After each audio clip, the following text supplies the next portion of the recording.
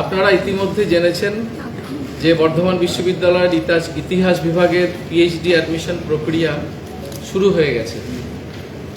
Earliest possible সময়ের মধ্যে আজ বিকেলেই 3টের সময় কাউন্সেলিং আছে।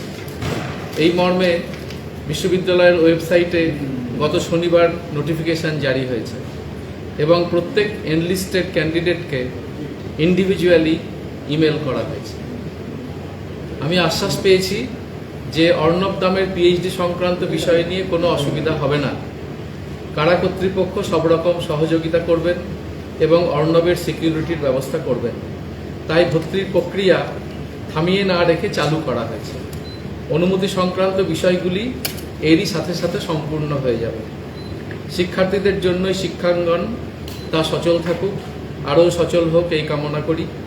আশা করি অর্ণব দাম সহ সকল সফল ছাত্রছাত্রীদের ভর্তির প্রক্রিয়া অবিলম্বে সম্পন্ন হবে এবং পিএইচডি কোর্স ওয়ার্কের ক্লাস শুরু হবে।